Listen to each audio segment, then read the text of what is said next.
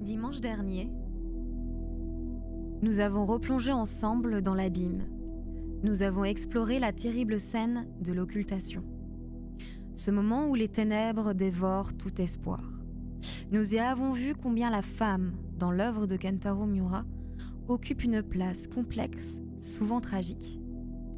Et nous avons compris que l'horreur, chez Miura, ne réside pas seulement dans les monstres, dans les êtres déformés aux crocs acérés, mais bien dans le cœur des hommes eux-mêmes. Car oui, le mal, avant tout, est d'origine humaine. Cette analyse vous a permis de mieux cerner deux âmes liées par la tragédie. Guts, l'homme maudit par le destin, et Griffith, l'ange déchu. Nous avions alors formulé maintes théories sur les mystérieux God End avant de laisser Guts, fou de rage, consumé par la vengeance, s'élancer, seul, sur la route de la haine. Armé de son immense épée, la Dragon Slayer, vêtu de son armure noire, privé d'un œil, mais pas de volonté, Guts part sur les traces des démons responsables de son enfer. Et surtout, de Griffith, l'origine de tous ces maux. C'est alors que s'ouvre le tome 14. Nous faisons la rencontre d'une nouvelle troupe, les Chevaliers aux Chaînes Sacrées. Menés par la noble Farnèse, accompagnés du loyal Serpico et du valeureux Hazan, ces chevaliers, animés par la foi, traquent un certain 5e prophète.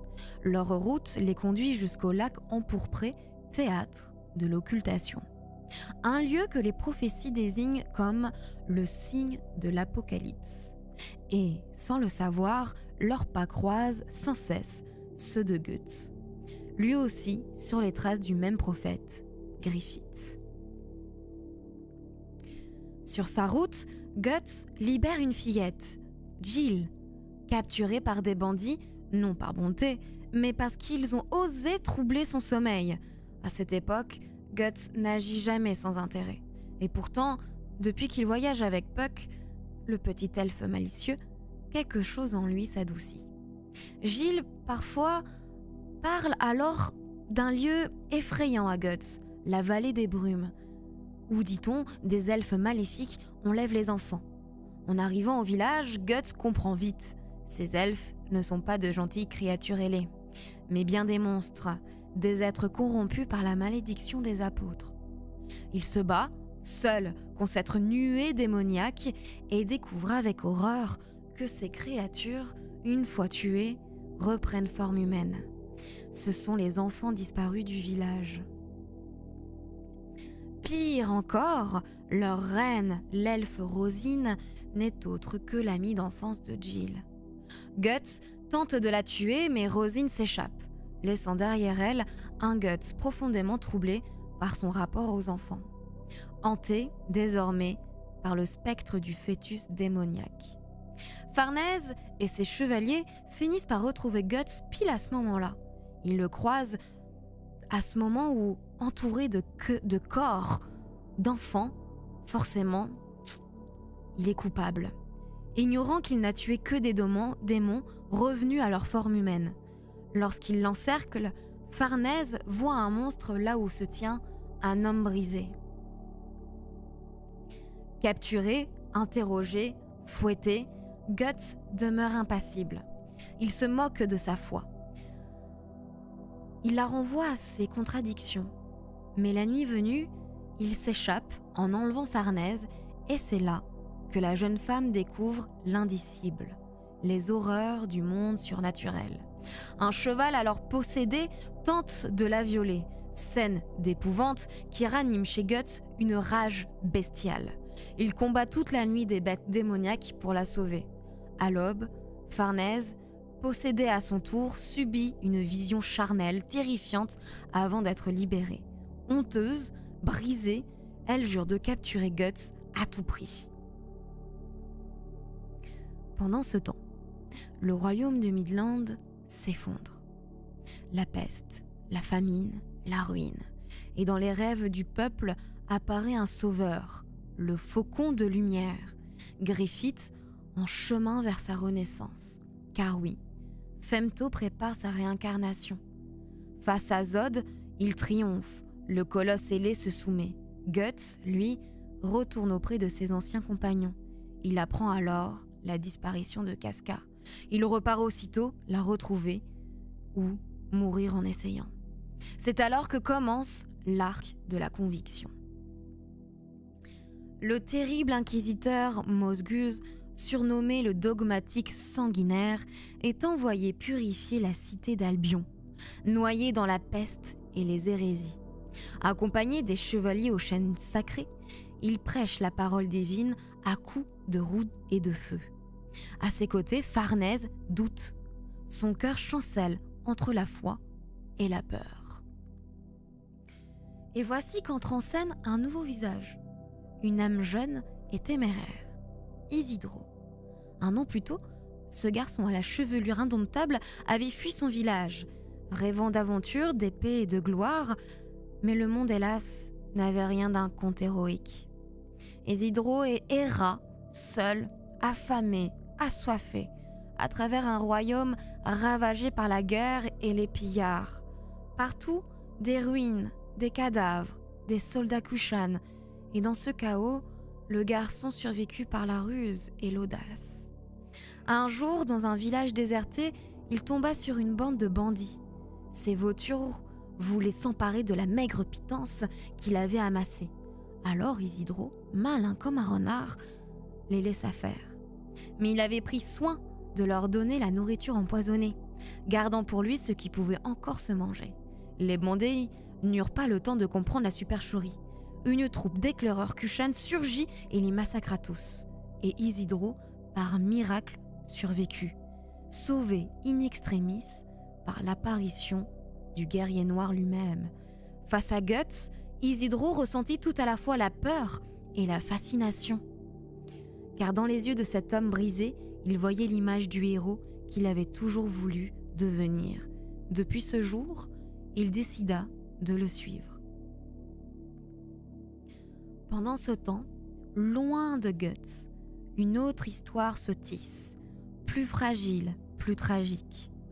2 années se sont écoulées depuis que Casca, perdu dans les brumes de la folie, a été laissée à l'abri dans la grotte du forgeron Godot. Mais la jeune femme, innocente et errante, a fini par s'éloigner d'Erika, la fille de forgeron, et seule, sans souvenir, sans repère, elle s'égare sur les routes d'un monde en ruine. C'est alors qu'elle croise Lucas, une prostituée au grand cœur, meneuse d'un petit groupe de femmes. Toutes font partie des réfugiés en marche vers Albion, fuyant la peste et la misère. Lucas, touché par la vulnérabilité de Casca, la prend sous son aile. Elle comprend qu'il faut la protéger, non seulement du monde, mais des hommes qui profiteraient de sa faiblesse. Elle lui donne alors une nouvelle identité, Hélène, et pour la dissimuler, enveloppe son visage de bandages, prétendant qu'elle souffre de la syphilis. Ainsi masquée, Casca échappe au regard et trouve un semblant de refuge parmi ces femmes perdues.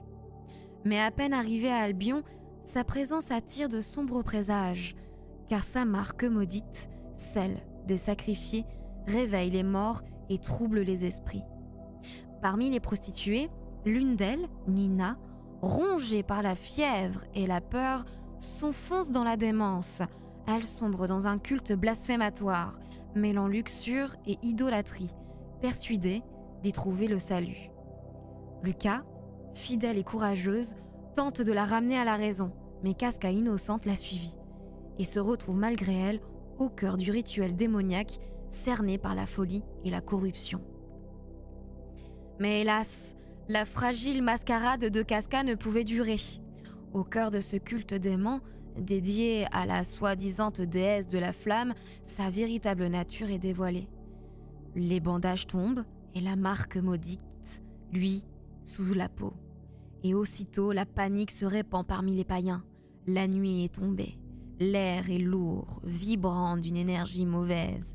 Des créatures monstrueuses attirées par la marque du sacrifice s'approchent dans les ténèbres. Casca sent le danger, cette peur viscérale qu'elle ne peut nommer mais qu'elle connaît trop bien. Les fidèles, terrifiés, crient à la sorcière. Mais ce qui devait être une cérémonie tourne bientôt à l'enfer incarné. Car les esprits des morts sacrifiés depuis des années au nom de cette déesse reviennent réclamer leur dû. Les possédés se tordent, hurlent, se déchirent, et sous leurs yeux, le roi bouc lui-même se métamorphose. Sa chair se distord, son visage s'allonge, et l'homme devient apôtre, un monstre abject tout droit issu des cauchemars. Alors que tout semble perdu, Guts surgit des ténèbres. Son épée fend la nuit comme l'éclair fend l'orage. Il abat le démon et arrache Casca aux griffes du grand bouc, la sauvant in extremis d'un sort pire que la mort. Mais le répit est de courte durée. Tandis qu'il confie la jeune femme à Isidro pour sa protection, les chevaliers aux chaînes sacrées arrivent sur les lieux du carnage. Et sans comprendre, ils capturent Casca, la prenant pour une hérétique, et l'emmènent prisonnière jusqu'à la sinistre tour de la condamnation. Dans la sinistre tour de la condamnation, le destin de Casca bascule à nouveau.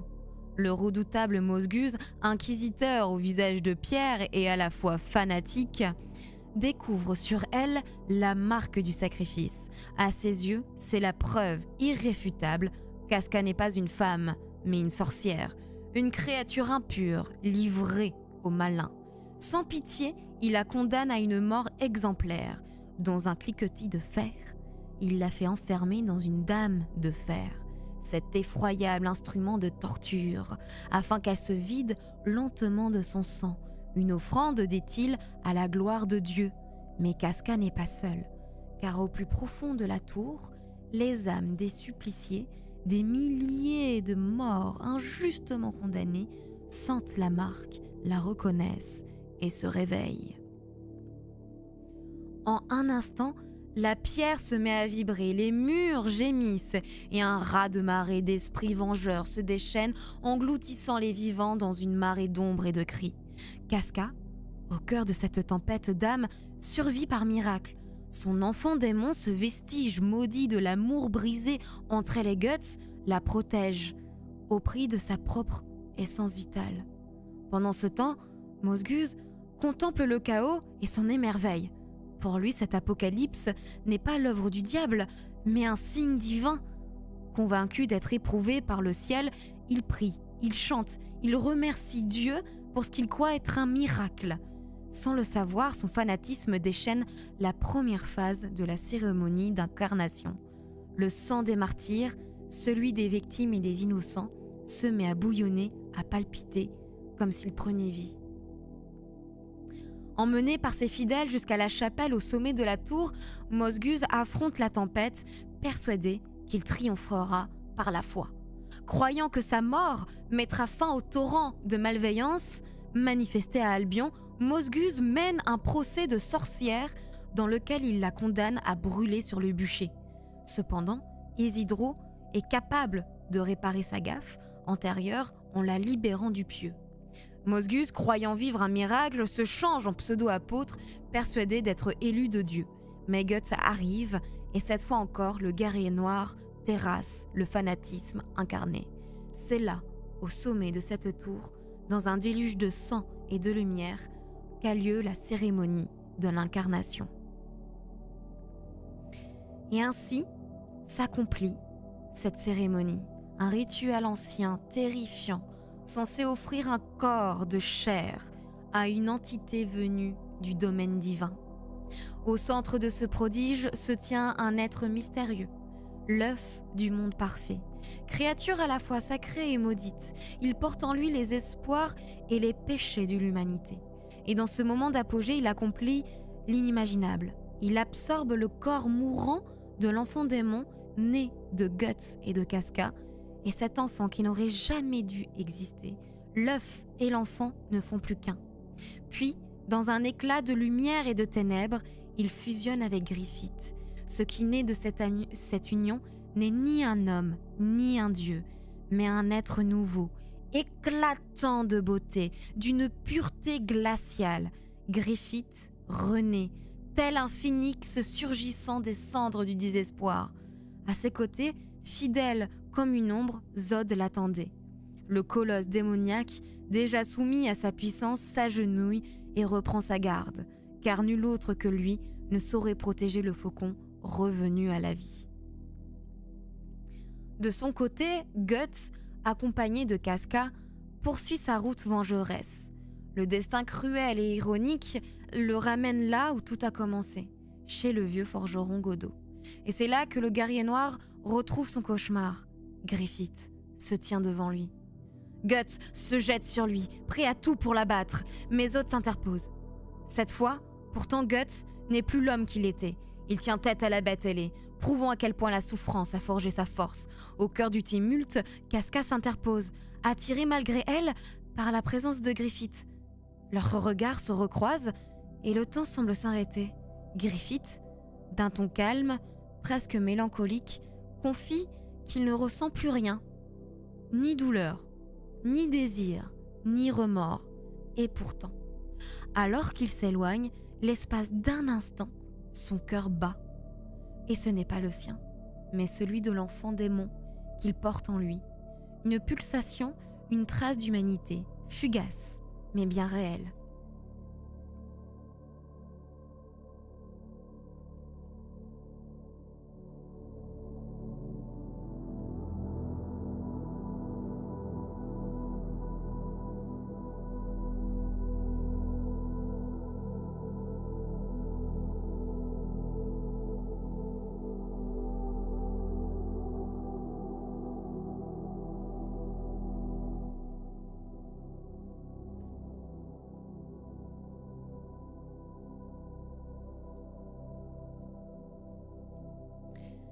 C'est ici que s'opère un retour aux sources.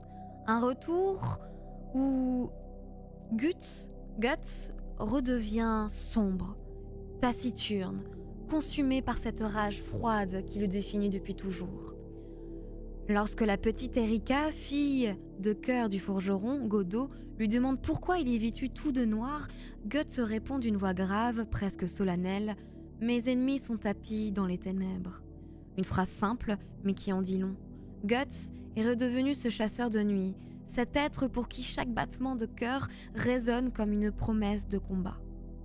Face à Rickert, son jeune compagnon d'autrefois, il justifie ses armes et tous ses couteaux alignés devant lui. Tout peut être utile. Puis, un léger sourire passe sur son visage. Un homme silencieux, un hommage silencieux à Judo, leur camarade tombé, celui qui lui avait appris à manier la lame courte. Rickert, désormais apprenti forgeron sous la tutelle du vieux Godot, lui offre un nouvel atout, un canon intégré à sa prothèse mécanique, une arme forgée dans le fer et la douleur, symbole parfait de Guts, mi-homme, mi-arsenal. Il appellera sa première proie, non pas en soldat, mais en chasseur. Et puis, vient le moment où Guts s'empare de son épée, pas n'importe laquelle, la Dragon Slayer, une arme titanesque, si lourde qu'aucun homme ne devrait pouvoir la brandir. Un tas de fer brut, massif, rugueux et sans ornement. Autrefois, Godot était un jeune forgeron vivant dans une cité fortifiée. Un jour, le roi lui ordonna de forger une arme capable de tuer un dragon, mais lassé de fabriquer des lames décoratives pour les nobles vaniteux, Godot prit la commande au sérieux, peut-être un peu trop. Il créa la Dragon Slayer, un monstre de métal impraticable et indomptable. Le seigneur, furieux d'avoir reçu une arme inutilisable, menaça de le faire exécuter. Alors Godot s'enfuit, abandonnant le faste et les palais pour une cabane perdue dans la montagne où il vécut seul, loin des hommes. C'est là que nous apprenons à le connaître, bourru, râleur, mais d'une bonté discrète. Il recueille Erika, une orpheline, et l'élève comme sa fille. Plus tard, il accueille Rickert, rescapé de l'éclipse, et en fait son disciple. Quand Guts revient vers lui, Godot lui confie une vérité simple et poignante. « Je ne sais pas pourquoi je suis sur cette terre, comme beaucoup d'hommes. Mais quand je martèle le fer, quand les étincelles jaillissent de mon marteau, alors je me sens vivant. » Ce passage, je le trouve profondément symbolique. Il me semble que Miura lui-même parle à travers Godot. Ce rapport viscéral à la création, à l'acte de forger quelque chose de beau et d'utile. C'est sans doute la manière dont il ressentait le destin et le dessein. Guts, lui, répond avec la même sincérité. Moi aussi, je me sens vivant quand mon épée s'entrechoque avec celle d'un autre. C'est la seule chose que je sache vraiment faire. Ce dialogue entre le créateur et le combattant, c'est celui de Miura avec ses propres personnages. Sur son lit de mort, Godot demeure le sage de la montagne. Il voit clair dans l'âme de Guts, consumé par la haine. La haine, dit-il, est le refuge de ceux qui refusent d'affronter leur souffrance. La vengeance n'aiguise une épée qu'en cachant la rouille sous plus de sang encore. Et il ajoute cette métaphore magnifique, la douleur, c'est comme vouloir réparer la lame émoussée de ton cœur en la trempant dans le sang. Plus tu l'aiguises, plus elle rouille, et quand tout sera fini, il ne restera que de la poussière. Quelle leçon! Godot comprend que Guts, plutôt que d'affronter son chagrin, préfère le fuir à coups d'épée. Il veut combler la fracture de son âme par la violence, une tentative vouée à l'échec. Rickert, lui, a choisi un autre chemin, celui du deuil. Le cimetière d'épée qu'il érige en hommage à la troupe du Faucon, c'est le contraire exact de la vengeance. C'est un acte de mémoire, pas de haine. Et puisque nous parlons de ce cimetière, comment ne pas évoquer les échos de Berserk dans les jeux From Software? Après la mort de Kentaro Miura en mai 2021, les joueurs d'Elden Ring ont remarqué éparpillées à travers le monde du jeu des stèles en forme d'épées géantes. Hommage évident à Guts et à ses compagnons tombés. On peut même retrouver la Dragon Slayer elle-même dans les terres pourpres de Caelid. Et lorsqu'on la manie, on devient l'espace d'un instant le guerrier noir lui-même. Le parallèle ne s'arrête pas là. Rickert, forgeant des lames pour honorer ses amis, trouve un écho dans le forgeron Uig, dans Elden Ring. Uig, esclave misbegotten, rêve de créer une arme tueuse de dieux, un concept étrangement familier. Sa mission lui a été imposée par la reine Marika, tout comme Godot, reçu jadis l'ordre du roi de forger la Dragon Slayer. Et comme Godot, Uig se rattache à la forge non pas par devoir, mais par nécessité existentielle. Il dit « Forger m'aide à oublier la terreur ». Ces mots résonnent exactement comme ceux de Godot. Lorsque les joueurs croisent Roderika pour la première fois dans Elden Ring, ils découvrent une jeune femme ternie, épuisée, tremblante, au bord du désespoir. Elle raconte d'une voix brisée comment ses compagnons, ceux avec qui elle avait traversé la mer pour combattre, ont été démembrés, greffés de force sur une monstrueuse créature qu'elle appelle l'araignée.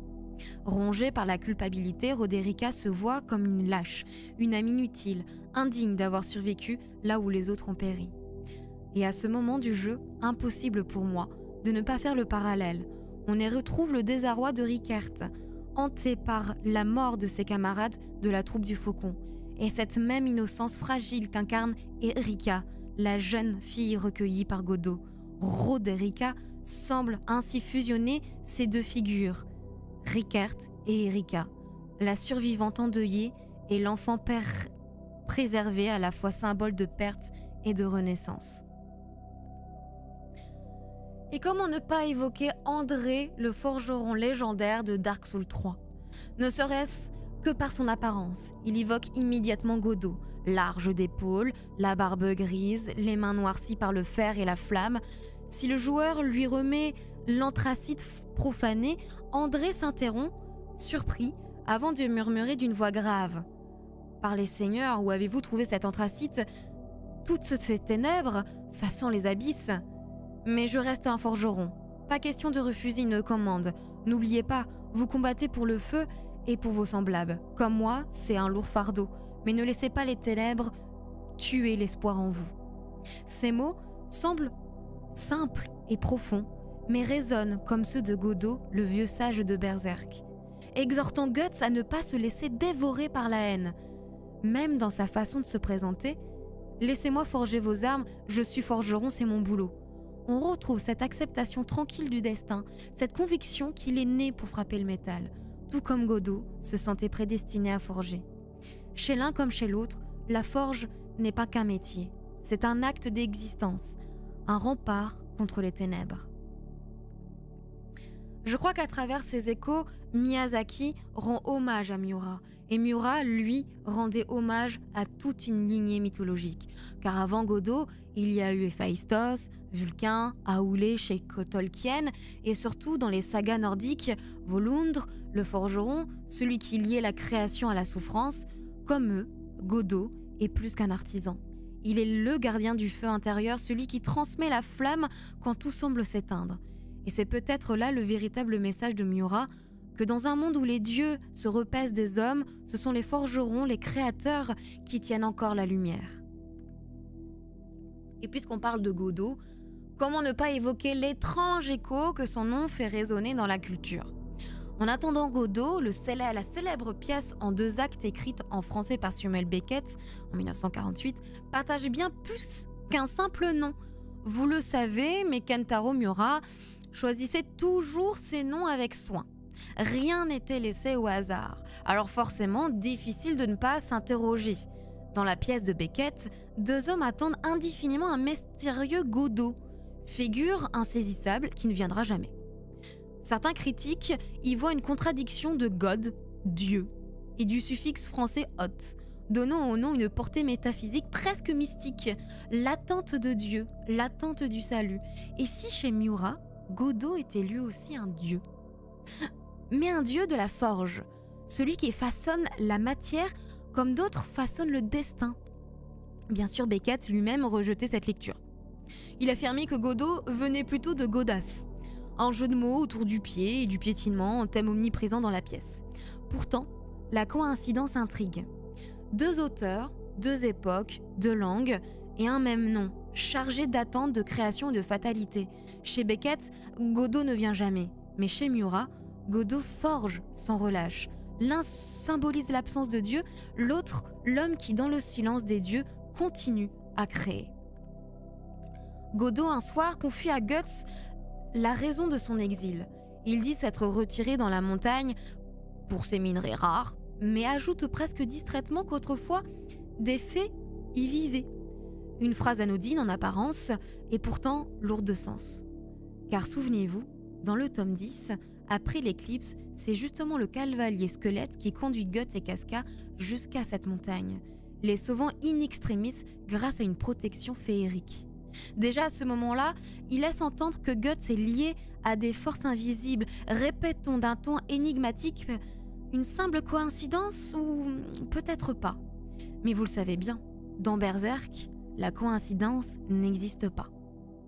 Ce mot n'est souvent qu'un autre nom du destin. Le cavalier squelette, cet être spectral, au savoir ancien, est d'ailleurs le premier à suggérer que Guts n'est peut-être plus tout à fait humain. Il ne le dit jamais clairement, mais le sous-entend à de multiples reprises. Comme s'il savait que la frontière entre l'homme et le monstre s'effritait déjà. Et lorsque dans le tome 18, il recroise le chemin du guerrier noir, cette fois accompagné de Puck, il déclare pensif « Comme il y a 2 ans, le fil du destin est bien épais. » Cette phrase scelle un mystère. Pourquoi les elfes gravitent-ils toujours autour de Guts ? Même Puck, lorsqu'on lui demande pourquoi il le suit, ne sait que répondre.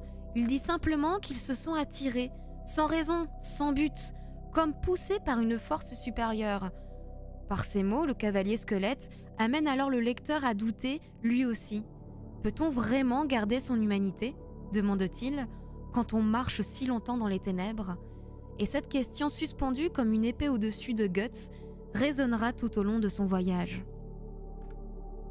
Cette question suspendue du cavalier laisse dans l'air un frisson. Que voulait-il dire ? Tout, dans son ton, dans ses silences, dans la gravité de son regard, semble nous pousser vers une seule idée, celle que Guts n'est peut-être plus humain, ou qu'il est en train de cesser de l'être.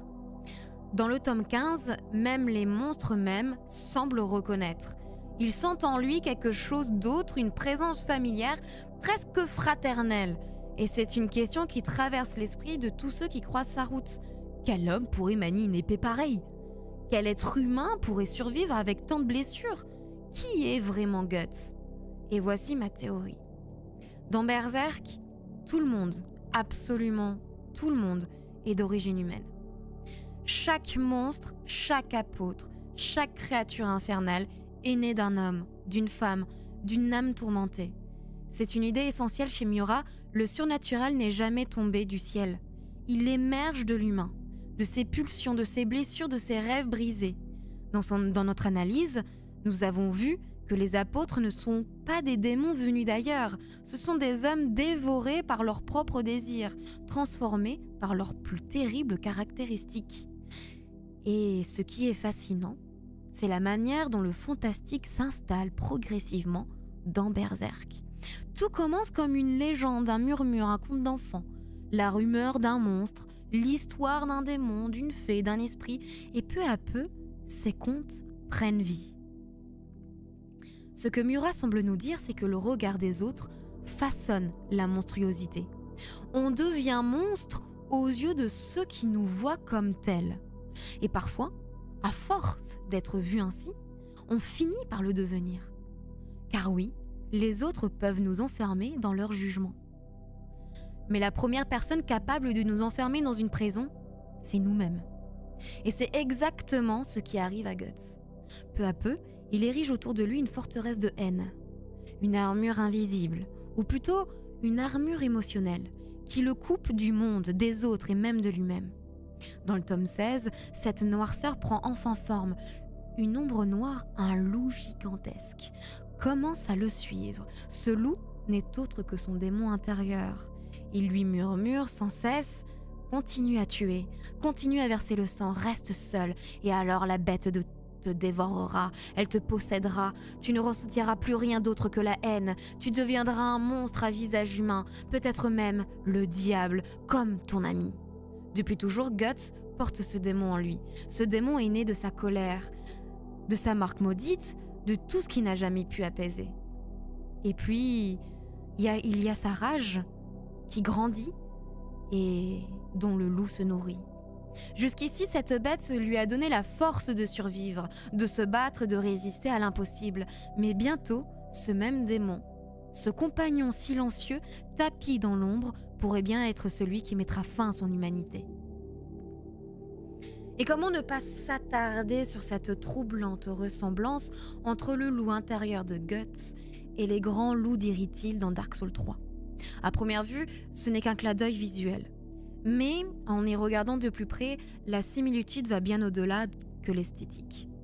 Ces loups d'Irithyll, majestueux et solitaires, errent dans un monde glacé, entre la vie et la mort, comme Guts, condamnés à marcher entre humanité et damnation. Leur pelage se confond avec la neige, leurs crocs scintillent dans la pénombre. Ils incarnent à la fois la noblesse du chasseur et la sauvagerie de la bête, exactement comme l'esprit qui ronge Guts, à la fois protecteur et destructeur. Certains fans de Dark Souls y voient même un hommage direct à la bête du sacrifice, ce loup noir qui accompagne symboliquement Guts tout au long de son chemin. Dans Dark Souls 3, le grand loup gris de Faron garde la tombe du légendaire chevalier Artorias, un guerrier tombé dans les abysses. Et là encore, la parenté saute aux yeux. Guts et Artorias, deux héros maudits, deux silhouettes courbées par le poids de leur armure, deux épées gigantesques et un même compagnon spectral, figure du courage et de la malédiction. Chez Miura, comme chez Miyazaki, le loup n'est jamais juste un animal. C'est une métaphore du combat intérieur, le reflet de la rage, de la loyauté et de la solitude. Le loup d'Irithyll, figé dans sa veille éternelle, semble incarner cette part de Guts qui refuse de mourir même lorsque tout est perdu. Et quand on observe son regard, ses crocs, sa posture, on ne peut s'empêcher de se dire « ce n'est pas une coïncidence, c'est un écho ». Un hurlement venu d'un autre monde, celui où les ténèbres et la lumière ne sont que deux reflets d'une même âme.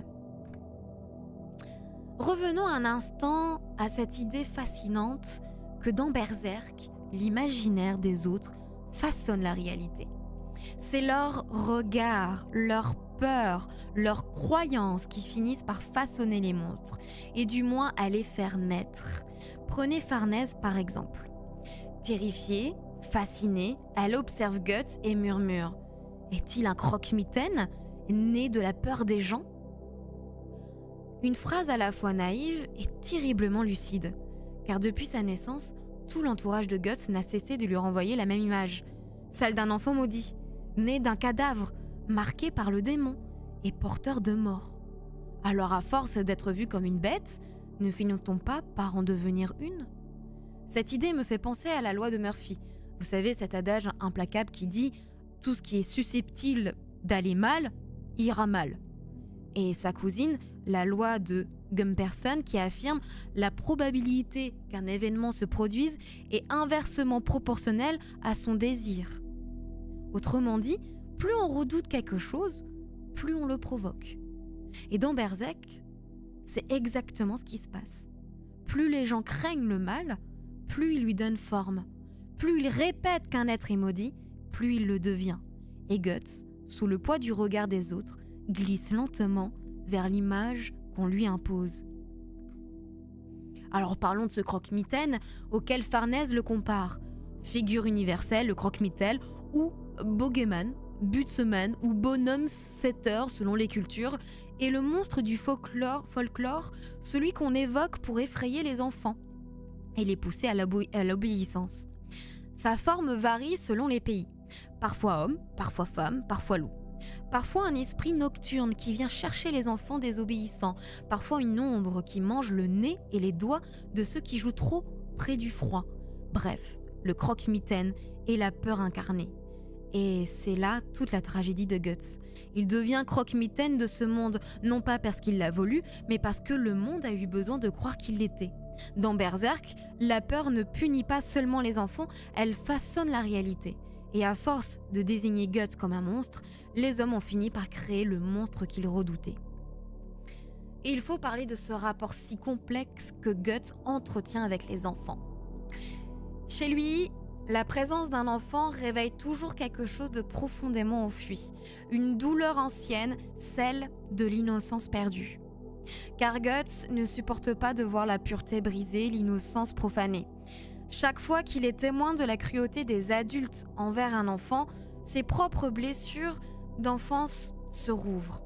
Rappelons-le, Guts a grandi dans la violence, sans amour, sans répit, né d'un cadavre, vendu à la guerre, violé et brisé, avant d'avoir pu comprendre ce qu'était la tendresse. Ce traumatisme se manifeste d'abord lors d'un événement qui le marquera à jamais. La mort du jeune Adonis, ce fils de noble qu'il abat de sa propre main sur ordre de Griffith. Ce jour-là, Guts se hait. Il a tué l'enfant. Il a tué l'enfant qu'il aurait voulu être. Et en obéissant, il est devenu tout ce qu'il détestait. Plus tard, cette culpabilité le hante, jusque dans son intimité. Lorsqu'il fait l'amour à Casca, il a soudain cette vision terrible, celle de se voir à la place de son violeur. Ce n'est pas la passion qu'il ressent alors, mais la peur. La peur d'avoir reproduit ce qu'il a subi. Plus Guts se vieillit, plus il redoute de devenir comme les adultes qui méprisent.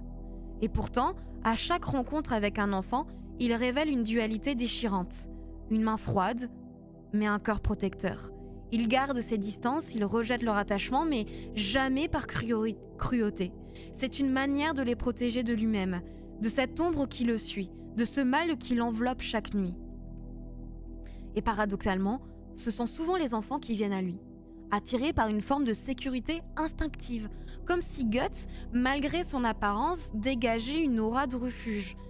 De Colette à Jill, puis plus tard Isidro et Shirk, tous partagent le même regard d'admiration, cette même certitude muette auprès de lui. Ils ne craignent rien. Et pourtant, Guts, lui, sait qu'il attire la mort. Quand Jill émue veut le suivre dans sa route sanglante, il la repousse d'une phrase et d'une noirceur absolue. C'est un dépotoir, là où les morts s'accrochent aux vivants, souillés de regrets et de jalousie, le dépotoir des perdants, voilà mon terrain de jeu. Une déclaration terrible, mais d'une honnêteté désarmante. Guts sait que son monde n'est pas fait pour les innocents. Il sait qu'il porte la malédiction de ceux qui survivent quand tout meurt autour d'eux. Et c'est sans doute ce paradoxe qui rend le personnage si bouleversant. Il est le monstre que les enfants n'ont jamais peur d'approcher, le démon qui protège les anges, l'homme qui repousse l'amour pour ne pas le souiller.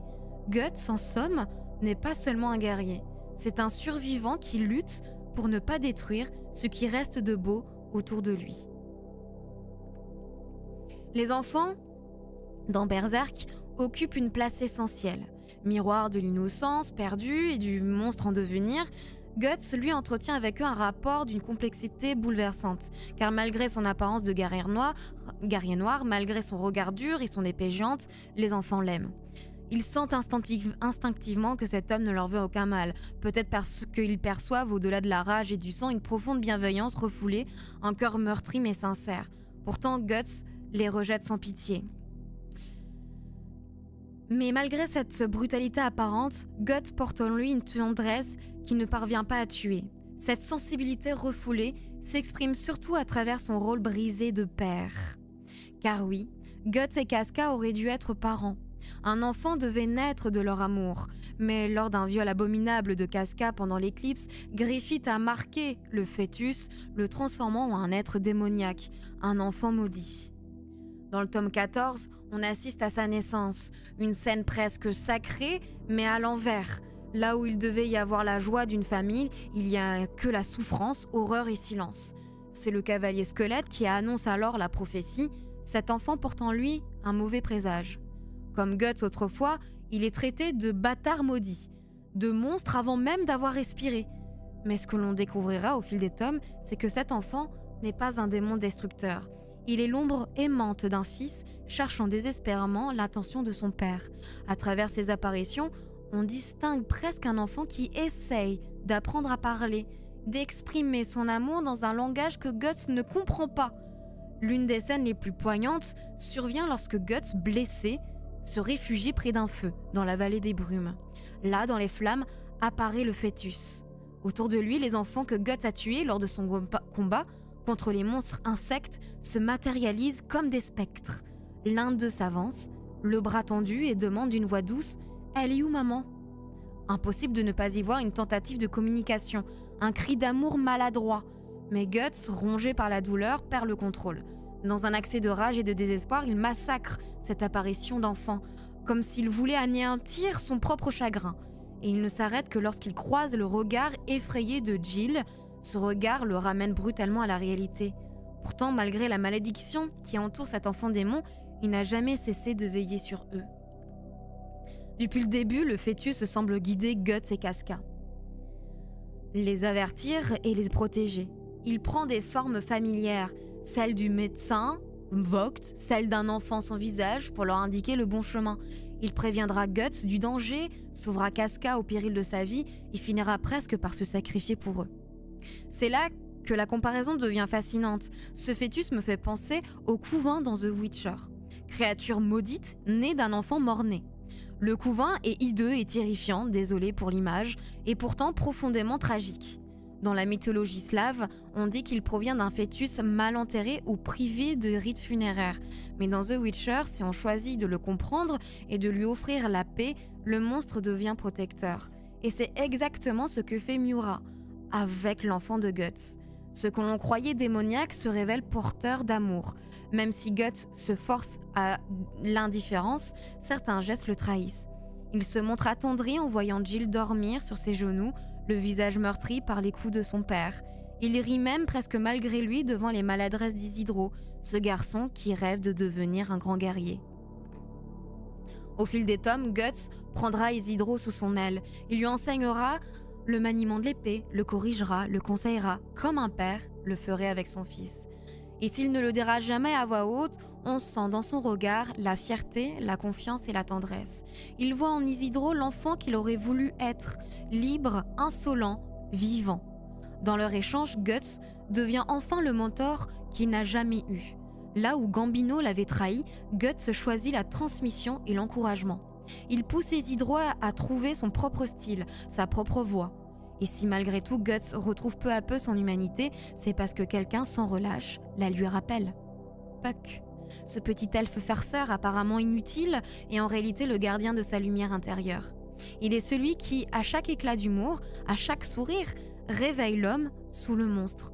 Guts est un être brisé, c'est vrai. Mais autour de lui graffitent des enfants et des âmes pures et des fées. Et peut-être est-ce là la leçon que Miura voulait nous laisser. Même dans les ténèbres les plus profondes, ce sont les innocents qui rallument la flamme. Parlons à présent de Puck, ce petit elfe lumineux qui, mine de rien, agit comme le véritable moteur moral et narratif de Berserk. Il faut bien le reconnaître, sans lui, le guerrier noir ne serait qu'un tueur froid, consumé par la haine. Puck est ce souffle de lumière dans un monde noyé d'ombre. C'est l'étincelle d'humanité qui, sans cesse, pousse Guts à agir, souvent malgré lui. Car à l'origine, Guts ne fait rien sans intérêt. Il n'aide personne. Ne suit que son propre but, trouver Griffith, le tuer, se venger. Il refuse même de sauver Vogt, le médecin torturé, malgré les suppliques de Puck. Et quand il sauve Jill, ce n'est pas un élan de bonté. C'est Puck, encore une fois, qui provoque la scène, lançant sa fameuse attaque Bloody Needle, pour forcer Guts à agir. À de nombreuses reprises, Puck devient la conscience de Guts. Il lui fait la morale, lui reproche son manque de cœur, son indifférence. Lorsque Guts pointe son épée sur Jill pour la faire fuir, il lui crache des mots d'une brutalité terrifiante. La prochaine fois, je n'arrêterai pas mon épée. Ce n'est pas une aire de jeu pour un gosse qui a juste fui son père raté et sa mère inutile. Tu ne fais que me gêner. Et quelques pages plus loin, quand Guts tente d'abattre Rosine, alors que Jill est encore dans les bras de l'apôtre, Puck explose. Je savais bien que t'avais pas de cœur, mais pas à ce point-là. Tu es encore plus insensible qu'un zombie. Guerrier de merde. Voilà ton nom maintenant, guerrier de merde. Ces éclats de colère, ces piques pleines d'humour et de tendresse sont essentiels. Ils ramènent Guts à la réalité. Puck, c'est la petite voix du bien, celle qui le tire en arrière chaque fois qu'il s'approche du gouffre. Et peu à peu, Guts finit par céder. Il cesse de l'appeler Vermine et prononce enfin son prénom, Puck. Ce simple mot, ce tutoiement affectueux, dit tout. Guts recommence à reconnaître l'autre. Et c'est Rickert, plus tard, qui résume le rôle de l'elfe à la perfection. Si Guts peut encore sourire, c'est grâce à toi. Car oui, Puck est bien plus qu'un faire-valoir comique. Il est le gardien de l'humanité de Guts. Toujours là pour soigner, apaiser et plaisanter. Il agit comme un ange gardien miniature, un rappel permanent que la compassion existe encore. Pourtant, lorsque Guts et Puck arrivent dans le village de Jill, la réaction des habitants surprend. Tout le monde a peur de Puck. Les villageois voient en lui non pas une créature bienveillante, mais un présage de malheur. Et ce n'est pas un hasard, car dans l'imaginaire collectif du village, les elfes sont liés à Rosine, une jeune fille devenue monstre. Rosine, amie d'enfance de Jill, était battue par son père, et un jour poussée au désespoir, elle utilise une béhérite pour le sacrifier, et devient un apôtre insectoïde, une parodie d'elfes aux ailes translucides. Elle transforme alors les enfants qu'elle capture en petits elfes, monstrueux, mêlant beauté et horreur dans un cauchemar d'innocence pervertie. Rosine s'inspire d'un conte qu'elle adorait, celui de Picaf, un enfant mi-homme, mi-elfe. Et comme souvent dans Berserk, derrière ce simple conte, pour enfants se cache une allégorie tragique. Dans l'univers médiéval, dépeint par Kentaro Miura, il n'est pas bon d'être un enfant. Les violences, les abus, la faim, la misère, le viol, tout cela est le lot commun des plus jeunes. On le voit partout, les enfants squelettiques portés par leur mère à Albion, les enfants affamés se battant pour un rat, le jeune Adonis assassiné dans les jeux de pouvoir, ou encore la princesse Charlotte, prisonnière de son rang et de sa naïveté. Ce n'est pas propre à Miura, historiquement le Moyen-Âge n'a jamais idéalisé l'enfance. Saint Augustin disait que l'enfant naît déjà pécheur. Bossuet voyait dans la petite enfance la vie d'une bête.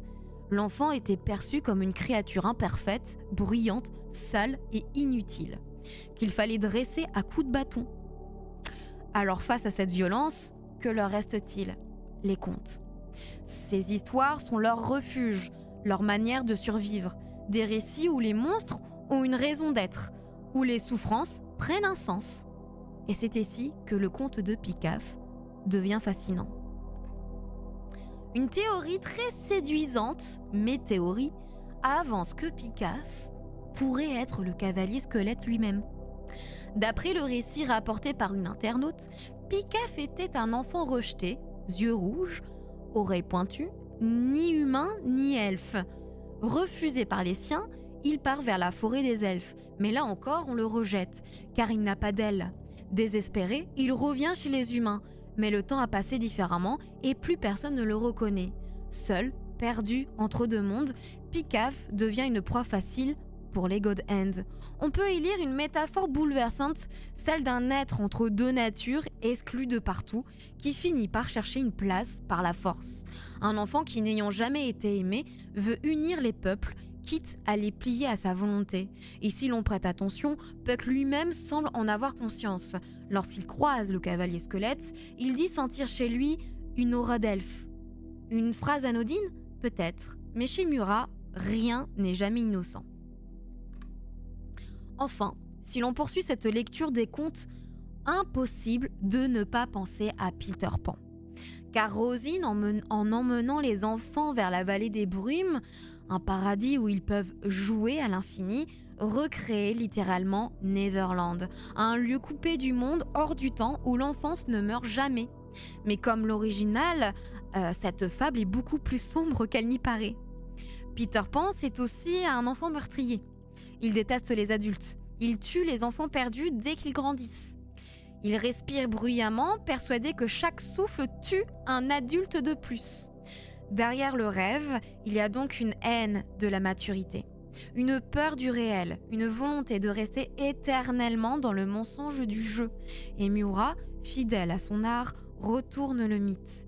Il en montre la face cauchemardesque. Des enfants transformés en monstres, jouant à attaquer les adultes.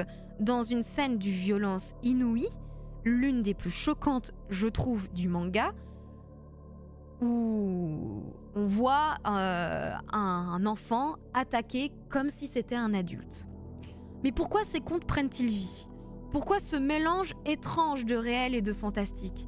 Parce que dans Berserk, le surnaturel n'est pas un autre monde, il est le reflet de l'imagination collective. Les personnages eux-mêmes ne savent pas toujours y croire. Des dragons ? S'il existe vraiment, j'en aurais forgé un tas de tueurs, ironise Godot. Des fantômes, des elfes, c'est pour faire peur aux gosses, rient des bandits. Et pourtant, quand les créatures apparaissent, la surprise est brève. Car au fond d'eux, tous y croient déjà. Le surnaturel dans Berserk n'envahit pas la réalité. Il en est le prolongement. Les peurs, les mythes, les rêves, tout ce que les hommes imaginent finit par prendre forme. Et c'est peut-être là le message de Miura. Dans un monde où les hommes ont cessé d'espérer, les monstres naissent de leurs propres esprits. Et parfois, ce sont les plus petits êtres, un elfe rieur, un enfant rejeté, qui rappellent aux héros qu'ils ont encore une âme. Il existe à l'inverse des êtres hermétiquement fermés au mystère. Farnèse, par exemple, ne voit même pas Puck. Lef lui dit lui-même, piqué d'orgueil et de malice, « Cette fille ne peut pas et ne veut pas découvrir mon existence, ni celle des elfes. » Il explique alors quelque chose de très juste. Quand les gens voient une chose, si elle les marque, elle reste en mémoire. C'est pour ça qu'on oublie ce qui n'a pas d'importance, non ? Mais parfois, on ne remarque même pas ce qui est juste sous nos yeux. Alors on ne peut pas s'en souvenir, ça arrive souvent chez les prêtres. Ceux dont la vision du monde est rigide, ils ne peuvent pas découvrir les faits. Cette réplique ouvre une piste que j'appellerais l'hypothèse de l'hallucination collective, ou plus prudemment, l'imaginaire partagé. Dans nos vies, nous sommes tous sujets à l'illusion de vérité. Plus une idée nous est familière, plus nous la tenons pour vraie, même si elle est fausse. Répéter un énoncé 1000 fois, et voilà qui prend la forme du réel. Notre esprit avance à la lampe de nos habitudes. Ce qui cadre avec nos expériences paraît crédible, ce qui dérange nos croyances est écarté. Appliqué à Berserk, cela donne ceci. Si le surnaturel s'impose si facilement, c'est peut-être parce qu'il émerge du folklore et des peurs collectives. Les fées, les apôtres, les présages naissent d'abord dans la tête des hommes, puis le monde, cruel et pour eux, leur cède un passage. A l'inverse, ceux qui vivent un dogme, comme Farnèse au début, sont aveuglés à ce qui ne rentre pas dans leur cadre mental. Plaçons maintenant justement Farnèse au centre. Miura façonne une figure dévote et à la frontière presque du blasphème. Le nom lui-même évoque peut-être la puissante maison Farnèse de la Renaissance italienne. Faste, pape, intrigue, beauté fascinante, Giulia la Bella, maîtresse d'Alexandre VI, en est l'icône. Sans en faire une source unique, on retrouve ce parfum d'église et de pouvoir et de désir dans la jeune noble de Berserk. Son enfance, à Farnèse, négligée. Un père absorbé par ses affaires, une mère distraite par les plaisirs mondains, seule dans l'immense manoir des Vendimions, Farnèse se fabrique des remparts contre la peur. Pour ne plus subir l'effroi, elle cherche à devenir ce qui effraie. Le texte est limpide. Parce qu'elle avait peur, elle blessait. Parce qu'elle avait peur, elle éloignait. Parce qu'elle avait peur, elle voulait être du côté de ceux qui inspirent la peur. Des bûchers d'hérétiques dressés sous sa fenêtre, elle passe à l'attrait du feu. La sensation devient trouble, ambiguë. Miura suggère l'excitation sans jamais s'y complaire. Le feu devient son langage pour reprendre le contrôle. Puis vient Serpico, enfant trouvé, grelottant dans la neige, qu'elle fait recueillir. Il devient sa page, son ombre, son contrepoids. Tous deux partagent la même enfance de manque. Serpico tempère ses excès, politesse et douceur en armure fine. À 16 ans, on veut la marier. Farnèse incendie le domaine. Son père l'enferme au couvent. Ironie tragique, d'où elle émerge à la tête des chevaliers aux chaînes sacrées. Le Saint-Siège la dépêche alors sur une prophétie. Un lac rouge, un cinquième coucher de soleil et la naissance d'un ange. Elle découvre là la mare de sang laissée par l'occultation et conclut l'ange et le faucon des ténèbres. Et peu après, sa mission se précise, traquer le guerrier noir. Serpico, lui, est l'élégance. Un gentleman discret qui évite la spirale des représailles. Il feint parfois la compétence pour désamorcer les conflits. Il protège Farnèse au-delà du raisonnable. Et l'on découvrira qu'ils sont demi-frères et sœurs. Secret honteux de la haute société, le feu le titanise, traumatisme scellé quand Farnèse l'a forcé à brûler sa propre mère pour laver un soupçon d'hérésie. Entre eux, une tension romanesque, jamais gratuite, dit la complexité des liens chez Miura. Fraternité contrariée, loyauté ambiguë, désir inavoué, on pense à l'esthétique de shoujo de la Rose de Versailles. Miura confie que Serpico doit un peu à André Grandier, le compagnon d'Oscar. Silhouette noble, amour impossible, élégance tragique. Bref, par ricochet, Griffith lui-même porte des reflets de cette tradition. D'où l'ambiguïté magnétique de son lien avec Guts. Au fond, Farnèse incarne la thèse que nous explorions au début. Tant que son monde est rigide, elle ne voit pas Puck. Quand ses certitudes brûlent, les fêlures laissent entrer le fantastique. Et dans l'entre-deux, Miura montre comment la peur fabrique les idoles et comment l'imaginaire partagé rend ces idoles réelles. C'est peut-être là l'un des secrets de Berserk. Les monstres naissent des hommes, les miracles de leurs croyances. Et certains cœurs, Farnèse et Serpico, ne s'ouvrent au mystère qu'après l'incendie de leur propre certitude. Parmi les figures les plus glaçantes de Berserk, il en est une que Miura façonne avec une précision presque documentaire, l'ordre des chevaliers des chaînes sacrées, inspiré d'un ordre réel, le sacré congrégation du Saint-Office, ancêtre de l'Inquisition. Cet ordre fictif a pour mission de protéger la voix et les mœurs du monde catholique. Leur quête ? Retrouver les miracles, les signes de Dieu et surtout le faucon des ténèbres. Or dans Berserk, les prophéties pullulent, portées par des figures comme le chevalier squelette. L'arrivée de ces chevaliers annonce d'emblée la venue d'un 5e prophète. Et le Saint-Siège lui prépare déjà son dogme pour accueillir le faucon de lumière. Car, c'est là toute l'ambiguïté, le vocabulaire change. Ce qui était autrefois le faucon des ténèbres, porteur de ruines, devient soudain le faucon de lumière, porteur d'espoir. Après l'hallucination collective qui parcourait le monde, cette vision que tous les hommes partageaient dans leur sommeil, le discours religieux s'adapte. Le mal devient bien, le démon devient messie. Et qui se cache derrière ce nouveau culte ? Griffith, bien sûr, le faucon renaissant, l'ange aux ailes déployées et, ironie tragique, celui qui a plongé le monde dans la nuit. D'ailleurs, Miura s'amuse à le souligner. Dans tout Berserk, on retrouve des statuettes d'oiseaux blancs, bras ouverts, ailés écartés, trônant sur les églises et les autels. Le symbole est partout. Invisible, car trop visible. Preuve d'une idolâtrie aveugle. Et l'église, dans Berserk, n'attend pas des chevaliers des chaînes sacrées qu'ils se battent, mais qu'ils incarnent une image. Ce sont les enfants des puissants, jeunes, nobles, bien coiffés sur leur homme poli. Leur perte serait scandaleuse. On ne les veut pas morts, on les veut belles figures de foi. Et à leur tête, ils veulent une jeune femme vierge, symbole de pureté et de soumission. La mi-Jeanne d'Arc, mi-effigie sacrée. C'est pour cette raison que Farnèse se voit déchue de sa mission de traquer le guerrier noir. Elle a provoqué la mort de trop de fils de nobles. On la relègue alors à une tâche plus spirituelle, la garde de Mosguz, l'inquisiteur. Et quel personnage que ce Mosguz! Grand, livide, aux yeux d'un bleu glacial, il porte sur le visage les stigmates de sa propre foi. Un visage aplati, poli par les années de prosternation. Chaque jour, il heurte le sol 1000 fois pour Dieu. Lorsqu'il prie ou lorsqu'il se met en colère, ses traits se déforment, son cou se tord sous la pression de ses veines, le fanatisme lui gonfle littéralement le visage. Sa tenue, elle, est tout un manifeste. Une robe blanche, brodée d'or, un manteau écarlate frappé du sceau du Saint-Siège, un chapeau rouge à large bord. Il ne marche pas, il plane dans la certitude. Mosguz, c'est le zèle devenu monstre. Il prie avec la même ferveur qu'il torture. Il brûle pour purifier, il mutile pour sauver. Il croit sincèrement que la douleur approche de la sainteté.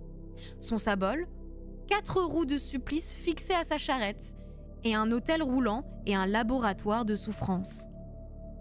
Ce fanatisme, Miura ne l'a pas inventé de toutes pièces. Il s'inspire directement du film Le nom de la rose, lui-même tiré d'un roman d'Umberto Eco. On y trouve Bernard Gui, inquisiteur historique, incarnation de la terreur religieuse. Miura avouera qu'après avoir vu ce film, il a voulu créer son propre Bernard Guy, mais poussé à l'extrême jusqu'à l'absurde. L'arc de la conviction, ou l'arc des châtiments, s'inscrit dans cette filiation, un Moyen-Âge gangréné par la foi où les prêtres sont plus monstrueux que les démons qu'ils pourchassent. Mosguz, pourtant, n'est pas seul. Il est entouré d'une troupe de moines bourreaux difformes qu'il appelle « mes enfants ». Et là encore, Miura brouille la morale. Ces monstres que l'on croit inhumains sont peut-être les seuls êtres sincèrement bons de tout son cortège. Il raconte « Nous avons été battus à cause de notre apparence, chassés comme des bêtes. Maître Mosguz nous a recueillis. Il a dit « Les autres vous appellent monstres, mais ils se trompent. Dieu vous a fait ainsi pour une raison, c'est votre destin. » Ces mots effrayants et émouvants à la fois révèlent tout le paradoxe de Berserk. Le bien se cache parfois dans le camp du mal, et le mal se drape dans la lumière. Les moines de Mosguz portent des cagoules, des masques, des tenues de peste. Chacun est une caricature de la piété, difforme, torturée, brisée, mais fidèle. La tour d'Albion, lieu central de l'arc de la conviction, est l'un de ces décors où Kentaro Miura concentre toute sa maîtrise symbolique et architecturale. À première vue, sa tour colossale, hérissée de pointes et de gargouilles, semble tout droit sortie d'un cauchemar médiéval, mais en y regardant de plus près, on devine les sources réelles et artistiques qui l'ont inspiré.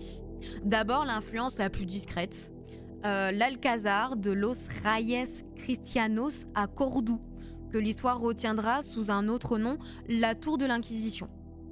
Ce monument fut dès 1482 l'un des principaux quartiers généraux de l'Inquisition espagnole, abritant non seulement des salles de jugement et de confession, mais aussi des prisons, des chambres de torture et des appareils de supplice. Miura s'en empare pour en faire un symbole total, la tour d'Albion, devient alors le cœur du fanatisme religieux, le lieu où l'homme prétend purifier le monde et où il s'enferme en réalité dans son propre enfer. Mais au-delà de l'histoire, l'artiste aussi convoque le mythe, car la tour d'Albion rappelle fortement une autre tour, celle qui depuis la Genèse incarne l'orgueil des hommes, la tour de Babel. Et ici, c'est l'illustration de Gustave Doré qui semble avoir particulièrement marqué Miura. Doré représente Babel comme une spirale de pierre vertigineuse s'enroulant vers les cieux, dans un mouvement presque divin, mais voué à l'effondrement. Dans la Bible, Babel est le théâtre d'une ambition insensée. Les hommes unis par une seule langue décident de bâtir une tour qui atteindrait le paradis. Ce nom même, Babel ou porte du ciel, dit leur rêve de transcendance. Mais Dieu, voyant leur arrogance, les punit.